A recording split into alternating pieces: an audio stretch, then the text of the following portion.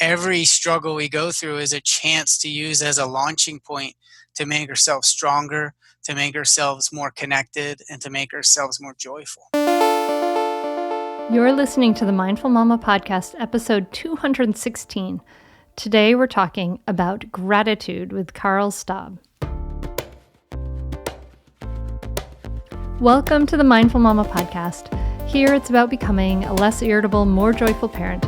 At Mindful Mama, we know that you cannot give what you do not have. And when you have calm and peace within, then you can give it to your children. I'm your host, Hunter Clark-Field's Mindful Mama mentor. I help smart, thoughtful parents stay calm so they can have strong, connected relationships with their children. I've been practicing mindfulness for over 20 years. I'm the creator of the Mindful Parenting membership, and I'm the author of Raising Good Humans, a mindful guide to breaking the cycle of reactive parenting and raising kind, confident kids. Thank you so much for listening. I am so glad to be here with you. My goodness, what crazy times these are. This conversation was so powerful for me during these times as it keeps me coming back again and again to the power of gratitude in this time, and has literally changed the way I've thought. So I'm so happy for you to be here for this conversation. In just a moment, I'm going to be sitting down with Karl Staib, the author of Bring Gratitude, an expert in personal development, mindset, relationships, leadership, and motivation. And we're talking about gratitude, how it empowers us, how it makes our days brighter, how it positively impacts our relationships, and how to bring it into our lives in a much more meaningful way. So I want you to listen, for the points that, like all ancient wisdom traditions, they all point to gratitude and how it creates these dopamine boosts, which are this really amazing, infinitely renewable source of energy. And that a gratitude practice can help you become a more connected parent. It is so, so valuable. Before we dive in, I want to thank you for the amazing feedback on the Mindful Mama Daily Dose. I hope that is helping. My team and I are trying to keep going and go forward. And also, before we dive in, I want to let you know that I am opening one group of my Mindful Mama Transformation Coaching Group this month. It's a high-level group of just a very small amount of people to do some personal coaching with me. And, it may be for you if you can answer these questions, right? If you're ready to change, but you feel stuck in old habits, are you taking out your frustration on your kids or your partner? Do you need a dose of accountability, clarity, and confidence? Then the Mindful Mama Transformation Coaching Group might be perfect for you. So this past year, I had the privilege of working intimately with 18 women in these different groups who celebrated really impressive wins, like, starting and sticking to a daily meditation and yoga practice, transforming self-doubt into self-acceptance and confidence, releasing old stories of not enough, not yelling at the kids for over 2 months, turning self-criticism into self-compassion, simplifying and decluttering the kid chaos, healing old hurts, finding and connecting to that inner mentor instead of the inner critic, speaking her needs to her partner skillfully, successfully doing win-win problem solving and letting kids solve their own problem, and massively improving partner relationships. So these are things that can happen for you too. I know it's not for everybody. It's just for a small group of 6 people. There may still be some spots left as this airs. If you would like to get in on it, please visit mindfulmamamentor.com/group coaching. That's mindfulmamamentor.com/group coaching. And maybe we can work together for the next 5 months to really transform this into a time of thriving. Imagine that. What a possibility. Okay, thank you. And let's dive into this episode on gratitude with Karl Staib. Karl, thanks so much for coming on the Mindful Mama podcast. Thank you. I'm so excited to be here. Oh, good. I'm glad to talk to you. I've been enjoying your book, Bring Gratitude, which I'm excited to talk a lot about gratitude today. I think it's so important considering what we're all going through. And just to give people some context, we're recording this at the very end of March, and we're all in like the second week of being shut in home. At least I am. I'm my kids we're all shut down, and for the next 7 weeks, we know for sure, at least here in Delaware, which is a lot for me. But what's going on with you? What are your circumstances in this whole global situation? I live in Texas, and we are shut down till, yeah, I think the end of April, and then they'll reevaluate. Hmm. Um, I have my mom staying with us. She's 73. And so we have two young boys, and we're trying to keep them occupied as well as engaged. And it's been a challenge, but it's been a good challenge that I'm glad I have this opportunity to work from home and enjoy my kids throughout this experience, and how we kind of do this together as a family. Yeah, yeah, it's definitely giving us a lot of. I'm sure there we will all remember this later, and it's giving us a lot of time together with our kids. I mean, I am appreciating that time together with my kids that I don't normally have. And, there are sometimes I'm not appreciating it. And then sometimes I am appreciating it. And I get to bring the dog in and have her jump up on the bed and say, "Wake up, Maggie," and get the dog all wiggling and waking up and that's fun. So there definitely are some fun parts. So you wrote this wonderful book, Bring Gratitude, and I'd love for you to tell us about you. I mean, from what I can gather, Carl, you're fairly obsessed with gratitude, and I really appreciate that. And I'm wondering how this strong interest, I'll call it, came about in focusing on gratitude. So I struggle with depression for many years. I wrote a book called 92 Things to Do Besides Suicide in my Oof. mid 20s. Um, I, uh, I think the obsession started with yoga. I realized I was so out of touch with my mind and body that I needed help. And so after starting a practice starting at a yoga studio in college, I'm 43 now, so it's been over 20 years, and I realized I needed help. I needed guidance. I sought a counselor. I deep dove into happiness. I had a website, my fifth website. So I had like mind and body blog.com. I had gethappy.com. I had workhappynow.com. So I've been deep diving into this stuff through Buddhism, through Christianity. I was raised Lutheran, and so a lot of what has brought me to today was studying what truly works and what doesn't when it comes to living a joyful life, and all the science, and even the Stoics, as well as Christianity and Buddhism, always comes back to gratitude. And it's age old advice that we forget every single day. I forget to be grateful.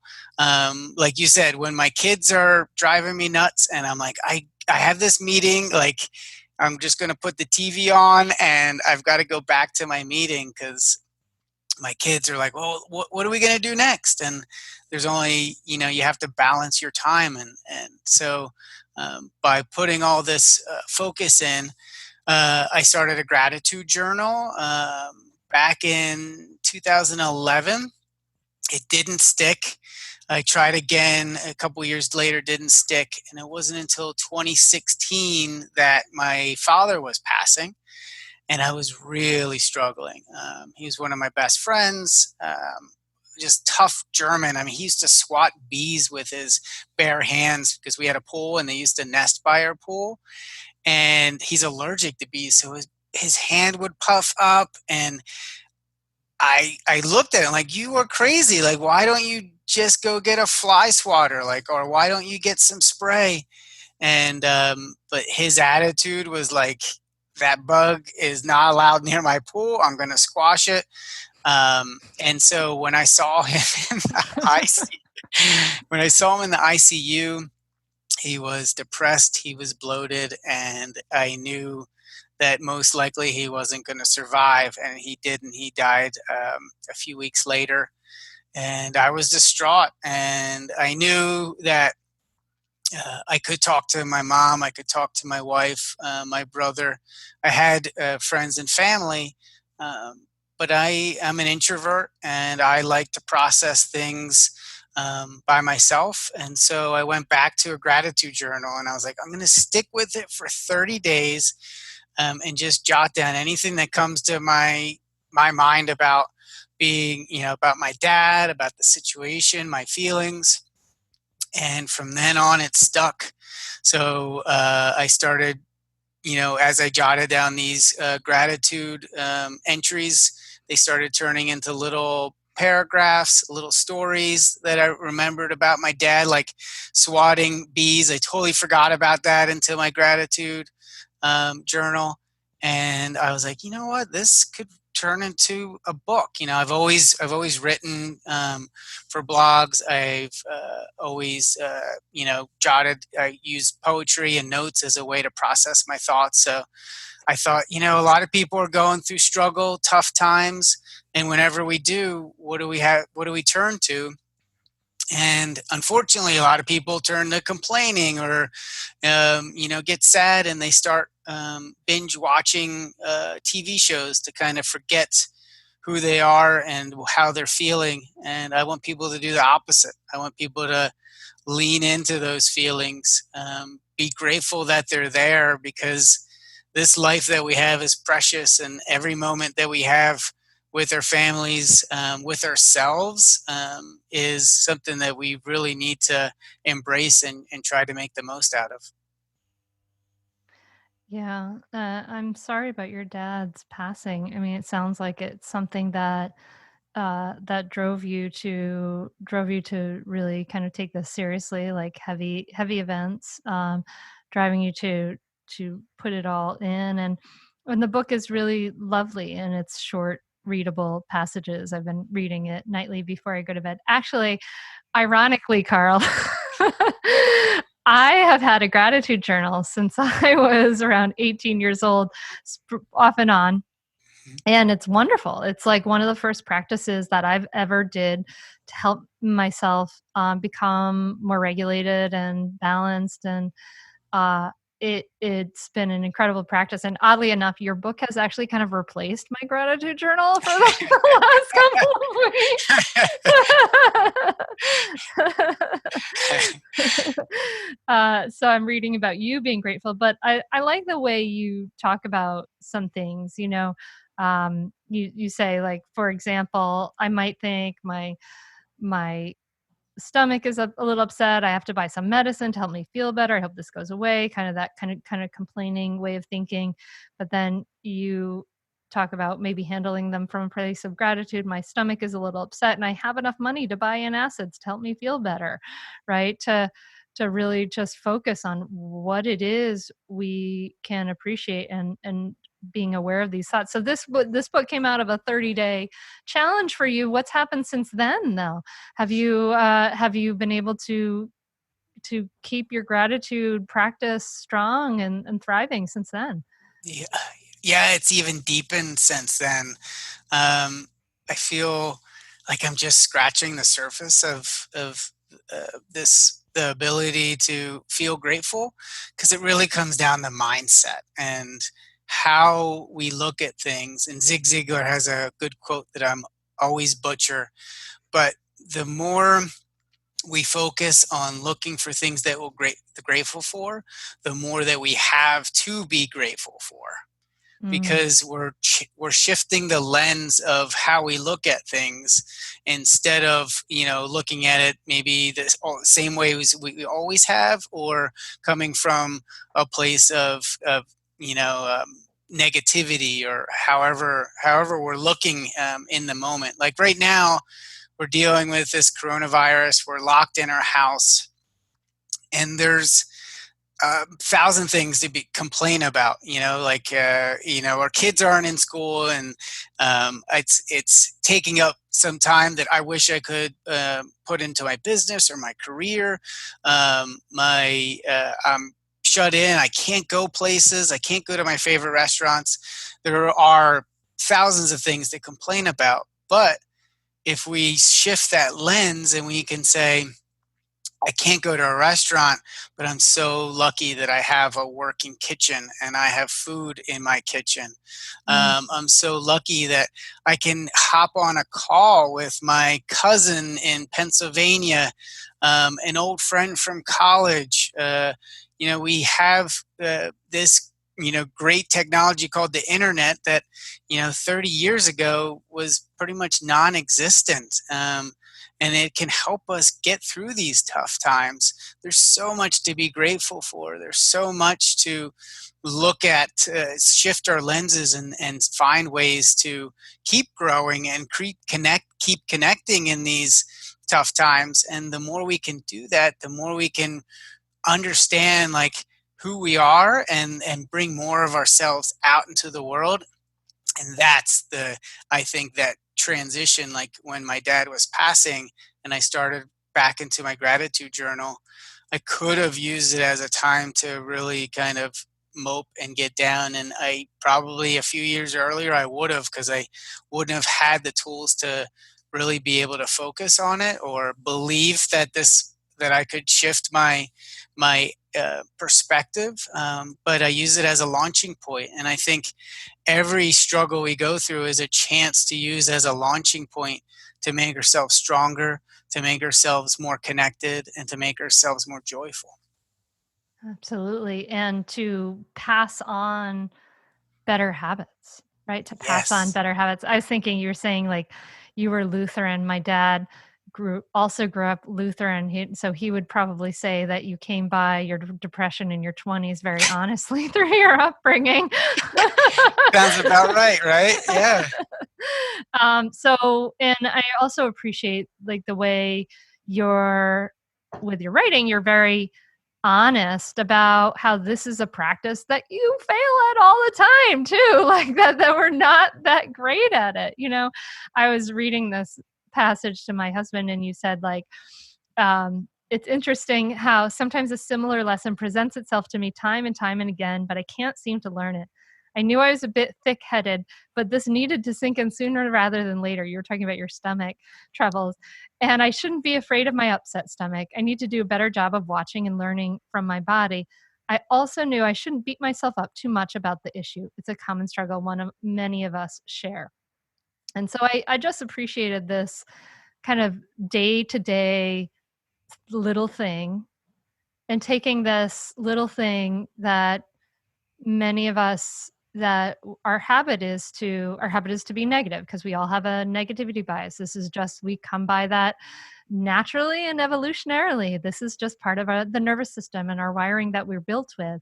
But taking that and saying, okay, I've got this nervous system. You had depression in your 20s, you were raised in your Lutheran church. And so, but you can turn this around with repeated practice, right? It's not like you're naturally like, everyone, let's be grateful and super sunny, but we can turn this around with repeated practice. It sounds like it is starting to become a stronger and stronger habit for you. Stay tuned for more Mindful Mama podcast right after this break.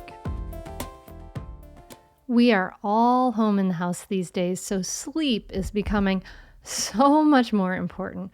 I found my husband the other day curled up in my daughter's bedroom with her yoga sleep noise machine on to help him sleep as a nap in the middle of the day. Sleep deprivation is something all parents, we all know too well, and this real restorative sleep is so crucial to overall health, yet it can be so elusive. Yoga Sleep has been making products for sleep for over 50 years and invented the Dome, the very first white noise machine. They know how to make trusted products that work. White noise is a natural approach to better sleep and relaxation, and Yoga Sleep makes sound machines for home, for travel. Not that we're doing much of that these days, and baby. Yoga Sleep also makes other quality sleep products like the highly rated yoga bed mattresses and bedding, accessories. It's this whole one-stop shop for all things sleep related. And the dome uses a soothing fan-based sound. It is the first of its kind. Check this out. This is my favorite sound in the 16-sound Wish noise machine. I love it. It is so relaxing to me. Yoga Sleep started in 1962 when the founder invented the original sound conditioner with a real fan inside, and has been beloved by millions ever since. The products are backed by a 101 night promise, meaning you can try them risk-free, and many of the sound machines are assembled in North Carolina. So cool. So go to yogasleep.com/hunter to save 20% off a sound machine for natural sleep for the whole family. That's yogasleep.com/hunter to get 20% off. yogasleep.com/hunter. Exactly. Yeah. And I still find myself going in the complaining mode, like my dog, I was in the middle of a meeting and my dog's like whining to go out. And I'm just like, you all morning, I was free, didn't have any meetings. And now you're whining when I'm in it. And so, but I can hear that voice inside my head. And I think what a gratitude journal has really helped me is connecting with that voice and connecting with all those thoughts that are going on that a lot of times we don't pay attention to, and those feelings we don't pay attention to. And I think that's where the vibrancy in life is all at. It's the day-to-day living. It's those little things. It's a sip of water. It's looking up into the sky at the clouds. It's getting a hug from your kid. It's seeing your kid in the bathtub and not just worrying about, oh, I got to go do the dishes next, or I got to go and get this ready for work tomorrow, or whatever it is. It's being grateful for the opportunity to be in that present moment. And like I said, I'm always falling out of that, but I practice at it. And I had a my dad was passing. I pulled into work. I remember he was getting weaker and weaker, and I would call him each morning in the hospital to give him a joke of the day. And the joke was awful. Totally forget the joke. But I remember trying to keep it together as I told him this joke. And he laughed because, he laughed when I told him stories, even though they weren't that funny. He was just wanting to be connected to me. And so as I pulled into the parking lot, I was sobbing, and I composed myself. I went into work. And as I was going into work, I was like, okay, that fork in the road of like, I could hate this day and just be miserable, or what can I do to make myself be more present and find the little joys in it?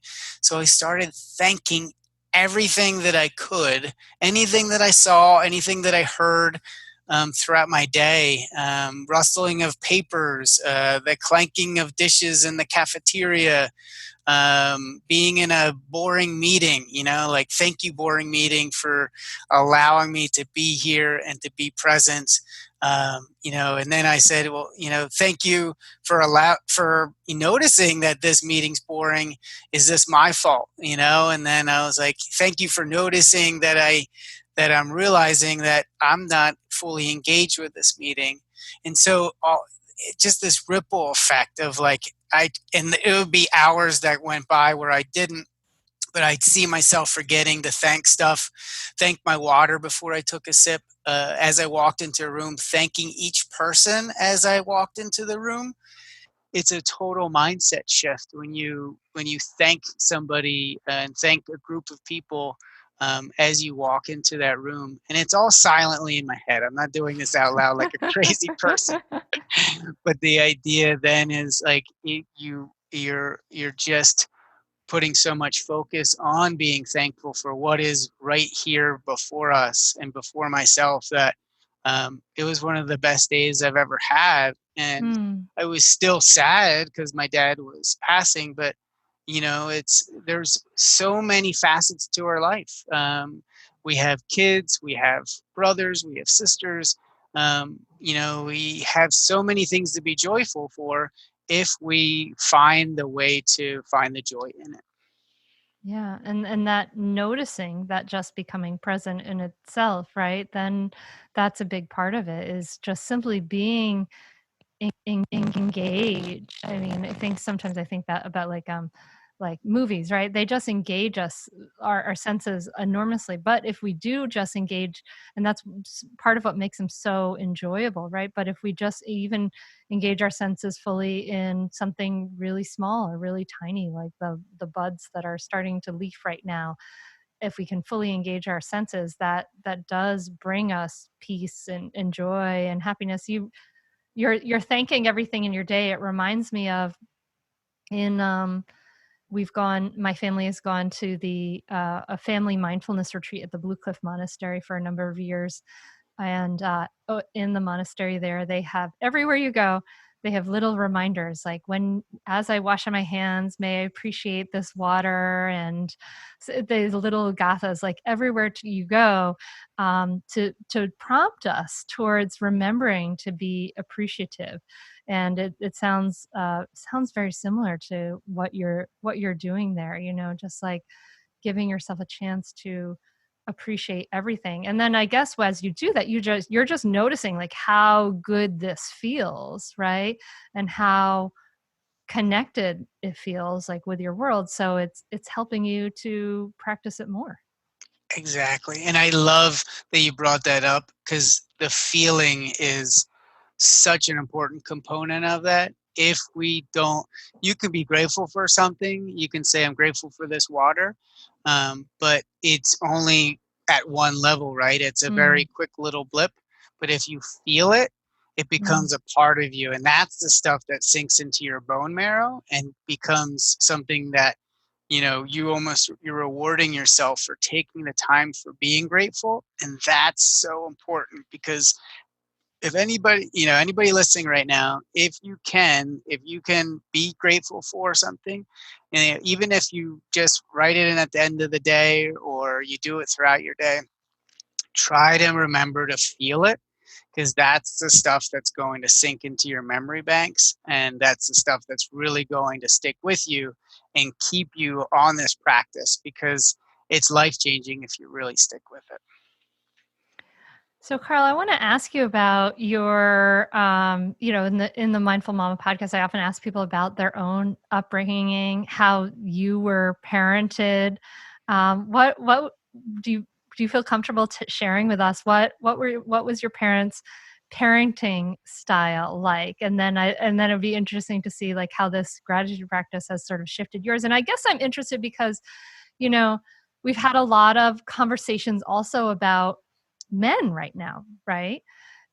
You're a father in the U.S., and we've had a lot of conversations about, since Me Too movement, and talking about how um, men are taught in our culture to stuff everything down, to not feel any feelings. And I've been noticing a lot as I teach mindful parenting and I do this work, that it's hard. The work of mindful parenting, a lot of it is having mindfulness and awareness of your feelings. And you're talking about connecting to your own thoughts and feelings. And men are not taught to do that. And so this idea of connecting with, when you do this makes me feel this way, is really, really hard for a lot of men who are encountering this work. So I'm curious about you, how you're raised, and whether this work that you're talking about, of connecting to the thoughts and the feelings that are arising in the present moment, was something that was really was sort of foreign to you because of that upbringing, or maybe not. Yeah. And yeah, I talk about this in the book as well. My father was a tough German. He was born right after World War II. They moved when he was 12 out of Germany to Australia, and they had a tough time there, so they moved from Australia to Pennsylvania when he was 17. His dad, to put it lightly, was a bully, I think. And my dad had a lot of those tendencies as well, very much softened from his dad, but still, I think a lot of the upbringing that I had, I've suffered through, yeah, kind of that lack of connection to my thoughts and feelings. I think as boys, especially in sports, we're told to stuff these feelings away. um, as fathers, we don't really. My dad couldn't say "I love you" because he never grew up that way, and so I would say "I love you," and he would say "Me too." Oh. It was his way of saying, acknowledging it. He was a great father. I learned so much from him, but I also learned how not to be a father as well. I hug my kids. I show them a lot of affection. That came later in life with my dad. It was more like, tough it out. You have to be strong to survive type of attitude. My mom was Icelandic and kind of grew up in a different culture. The women have they come from a lineage of women having more, I want to say, power and authority, as well as you're not necessarily you don't take the husband's name. You keep Mm-hmm. your own. And I think just a lot of little nuances. So it was this kind of weird German and Icelandic clash in my household. It wasn't like from um, one culture. So it was definitely very confusing at times. My mom would say, let him speak. And my dad was the old school of like, kind of spoke when you're spoken to. He softened as I got older. I feel like, it took me maybe a good 10, 15 years to kind of build up my confidence to where it was at acceptable level of where I want it to be. And the gratitude practice came about because I don't think I really appreciated myself. I talk about not in the book, but I talk about the 4 levels of gratitude on my blog, and it starts with sharing gratitude. It starts with surrounding gratitude, then sharing, then self, and then spiritual. Surrounding is the easiest because it's very tactile. I can take a sip of water and appreciate it. Self gets harder because now you're talking about an interaction with somebody. Sharing gets harder because now you're talking about an interaction with somebody. So if I say, you're really asking great questions and I have really enjoyed this interview so far, I don't know, it usually people take it well, but sometimes people are like, oh, this is what I'm supposed to do. And you notice that at work, like, thank you for doing this, this report. And people are like, yeah, that's my job. Like, that's such a common answer in American as well as European culture. And I would probably say all over the world, like, um, and we forget, like, wait, no, like, this someone's thanking me, and we almost just push it aside like it doesn't matter. Mm-hmm. And that's coming back to connecting to your thoughts and feelings. Like, we need to be able to take appreciation from other people and give it to others, because that's how you build really strong relationships. It starts That's how love starts. And that deflecting, even it's people kind of think of it as like uh I'm not being, I don't know, proud or something like that. But it's kind of disrespectful to if you're the sender of that message of gratitude, because they won't receive your message. Yes. Yeah. And then they don't. So what's really cool about gratitude is it creates dopamine boosts. So if I'm feeling grateful, there's this a small dopamine boost that kind of lifts us up and energizes us. And that's what's cool about gratitude is it's a there's what I like to think of as an infinite source of energy to it because um, and I'll get to the other parts of gratitude in just a bit, but there's way power and willpower. And as everybody knows, when you've been shopping and you're making choices in a grocery store, and as you check out, you see that Snickers bar, that candy bar at the checkout, and you're like, I deserve it. I'm tired. I need something for the way home. That's your willpower is has been depleted by making all those choices. But if you use way power, and way power is understanding your why. So if you know that you're not a type of person who buys candy bars at checkouts, like that's who you are. Like, no, that's not what I do. That's not who I am. I don't want to buy this candy bar because I want to stay healthy. You're understanding your why and you're using way power. You're understanding that the big picture of it.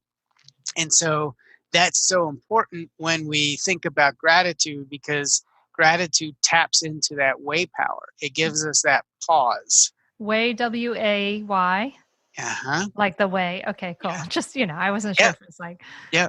I okay, can cool. I have an article I can send you about it. And I have this a little link for people to download some freebies at the end of this. But what I really I think's important is these little subtle nuances of how to use these tactics in different ways to help us stay energized and motivated can be really powerful. So, but coming back to the 4 levels of gratitude, so surrounding, sharing, and then self, I struggle with self. So I kept a self gratitude journal for 30 days. And if anybody has ever tried this, it is one of the most awkward journal entries that you can do, especially if you grew up Lutheran and not taught to appreciate yourself. Um, it doesn't come naturally to me. I've just started to kind of tap into this. But keeping a self gratitude journal is a real eye opener because as you write them, that what I like to call my inner bully, I call him Arnold because he sounds like my Arnold. Arnold. He sounds like my dad, who is German, and my 9-year-old self. I've morphed these two together. And so they're like, no, you don't deserve to feel grateful for that. Or no, did you really do a good job at that? Like that negative inner voice comes in. And it all of a sudden it opens up this Pandora box of, thoughts and feelings and coming back full circle to your stuffing them down. I stopped stuffing them down and I started writing them out in this self gratitude, and it really opened my eyes. And then from self, I realized, that's when spiritual gratitude, kind of coming back to my roots of Lutheran, I started praying. I now pray to my dad each night. And one of the things I practice with my kids, we have Opa Angel. So Opa is grandfather in Germany. So that's the name they use is Opa. And so what we have is Opa Angel. And each night we practice talking to Opa Angel so he can send up our gratitude and what we like to do the next day. So the idea is every night before we go to bed, we talk about things we're grateful for. And so my two usually start with my 5-year-old because he always wants to go first. And then my 10-year-old goes, and then either I go or my wife goes. And we do this as a family, and we talk about what we're grateful for because what's really important is, and I know I'm packing a lot of stuff in here, but at the end of the day, if you can focus on gratitude, because the most impactful thing, so we can't really decide what the most impactful thing is, and it's usually a negative thing. So to offset it, I like to help I tell people to write gratitude at the end of the day, because what you're doing then is you're sleeping and storing those long-term thoughts and feelings into your memory banks, and you are either if you're thinking negative thoughts, like worried thoughts, that's the stuff you wake up feeling. If you go to bed thinking positive thoughts and thoughts of how you did things well that day or things you're grateful for, you're going to sleep better and you're going to wake up with more energy. And so that's what I'm trying to do for my kids, is give them this ritual. So hopefully when they're 16 and they're going through puberty and hormones are pumping, they have something that they can lean on when they're feeling completely down and beating themselves up. Mm. What do you say to the people who worry that they won't be motivated to do well in the world or to do good things if they aren't hard on themselves? I think that's a great question. And I think it comes back to the way power. So, uh, The Power of Habit by David D. Steno has scientific facts that, research, I should say, that basically shows that gratitude actually empowers you. So when you can pause and think grateful thoughts, what ends up happening is you're tapping into way power, and you're allowing yourself to think about why, whenever you're great, like let's say your kid wakes up at 4 a.m., pees his bed, the probably 25-year-old me or 30-year-old me would have been like, I can't handle this. I'm tired. I don't want to get out of this bed. But now the 43-year-old me pops out of bed, actually excited and grateful to go and help my son at 4 o'clock in the morning, change Wow. his sheets, and get him back into bed, and take him to the bathroom, get him back in bed, and then go back to sleep again. And I've noticed I wake up, I fall asleep easier because I'm not angry. I'm not angry at him. I'm not angry at the situation. My emotions are calm. I usually can fall back to sleep in about 5 minutes or so, get my relatively full night's rest. And so what I've noticed is same thing when tackling big projects, like writing that book came so much easier than my first book did. This is my second book. My first book was a grind. I used willpower to get through it. This book, I focused on what the outcome could be, how it could help people, how it was helping me, and that was the way power I needed to keep moving forward on it and keep taking these little steps every day that allowed me to finish it and allowed me to get it out in the world. And that's why I'm on your podcast right now, because of that. And so I'm so lucky because of that. And I feel so grateful that, I can, use these ideas and help teach other people how to use them as well. Yeah, yeah, and there's plenty of research also on self-compassion, right, from Kristen Neff, which has a lot to do with that being kind on ourselves, to ourselves, actually helps us to take more risks and do things that are like writing a book and do things that are challenging and hard, because we give ourselves this soft landing. And that when we are hard on ourselves, we are people who are hard on themselves actually are less prone to be taking risks and going out of that comfort zone. So, Karl, how would you say this has impacted your parenting? How has this shifted things for you and your family and the way you relate to your boys? Ah, um, yeah, I fell into the habits that my father did. And my dad was far from perfect, but he had a lot of love in his heart. He showed it differently. He was very focused on work. He was born in '47, so that was guys then were kind of old school, didn't really spend a lot of time with their boys. I think it was starting to change in the 80s, and into the 90s, and now with so many different movements and so much research coming out about the importance of the father in the household. I um, I realized that I needed to make the change, and I started that gratitude journal to have a better relationship with myself. But it's really helped me have better relationship with my boys. I tell them things I'm grateful for. I probably can count in my hand, or maybe both hands, how many times my dad said thank you to me in our 40-year journey together.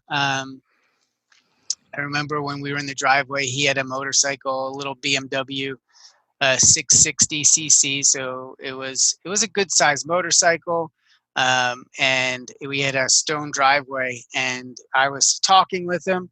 He was in a bad mood. I was just trying to share something with him. And I remember as he was trying to get it off of the kickstand, it fell to the side, and I helped him catch it so it wouldn't fall. He gave me the look like I was the one that knocked his bike down and like stomped on top of it. And I remember that, and I was like, I don't want to be like that. I want to Mm. make sure that, like, I'm much more aware and not subject to allowing my, mood to dictate how I treat my kids. And so just through the gratitude practice, I've opened up to, being more sharing, to giving them warnings. I know my dad, would be like, okay, go clean up your room. And then if I didn't do it on a second time, he would snap and he would kind of rage. He never hit me, but he definitely scared me quite often. And so I noticed times I would kind of get mad or rage. And I was, especially my older son, and I was like, okay, no, I can't do this. And so I would keep a journal about that. And I would keep a journal about how, these things affected me and how it affected him, and just noticing these things. And I think that's the thing is that's the first step, is just noticing what's going on inside ourselves, because once we notice it, then we start to see, how our actions affect other people, and that's when we can start to make choices based on that versus the old things that we've always done. We do things from a place of, awareness versus, doing it the same way, our parents did it. Yeah, yeah, I love that. I mean, you're really talking about that awareness, making us see that this is a relationship, right? And and seeing the power of our half of that relationship as well. Well, this is awesome, Karl. I want to, of course, give people a chance to know where they can find the book, but also maybe a tip on how someone can just get started if they're saying, yes, I want this gratitude in my life. This sounds awesome. What's a simple way for the listener to start? So I would start with an evening routine, and if you can, if they want to, they can go to bringgratitude.com/plan. The idea is you've got to have a plan in place of what actions you want to take, and try to stick with it for 30 days. So the evening routine could start off super simple.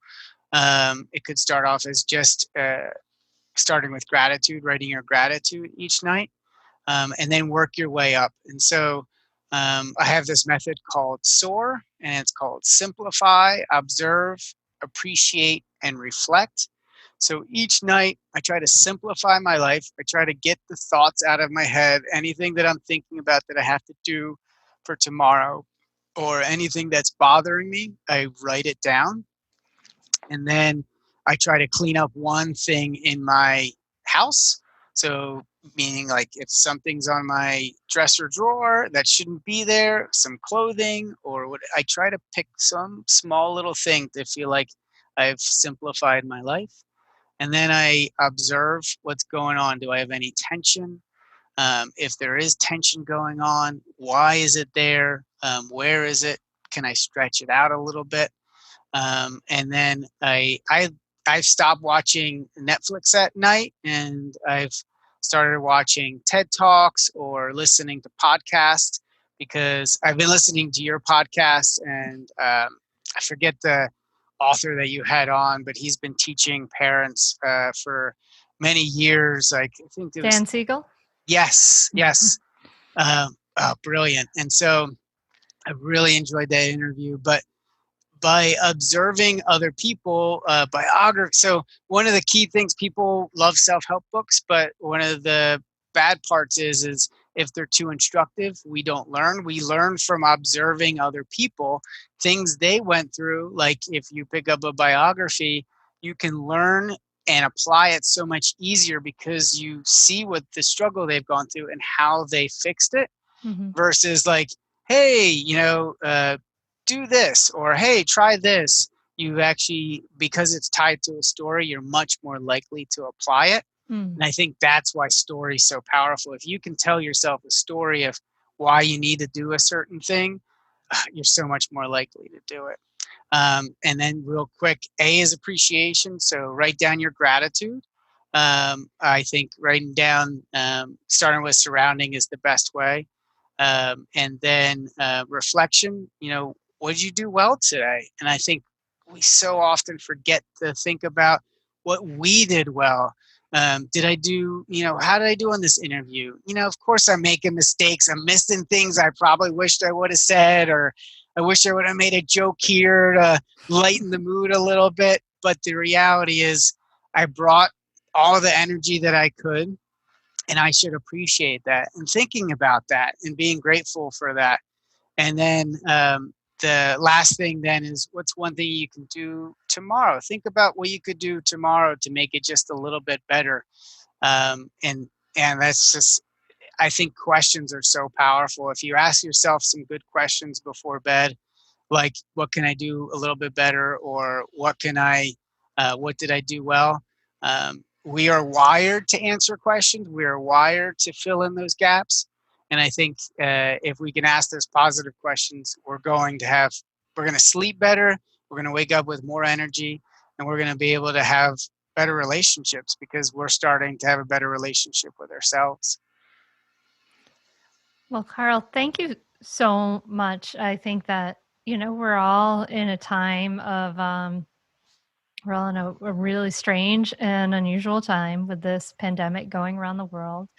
We're all noticing how interconnected that we are in a kind of negative way, but we are also really interconnected in a positive way, in that your practice of gratitude is affecting me and my life and my family's life, and now it's affecting the listener's life.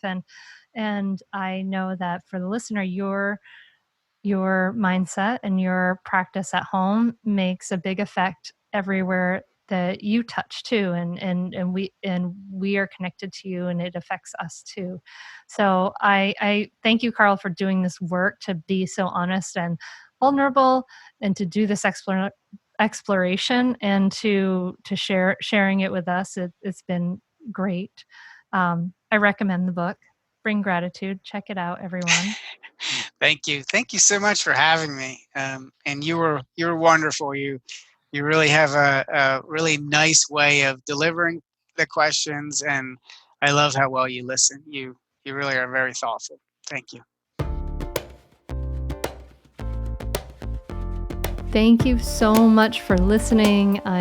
What a powerful episode. He was such a great person to talk to, and I love it.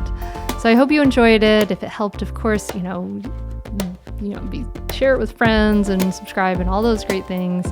And I hope it helps you turn around your mindset in this time. It's such an intense and challenging time. I get it. It's not easy, but you know what? Maybe it's making us focus on what's really important. Maybe. Let's hope, right?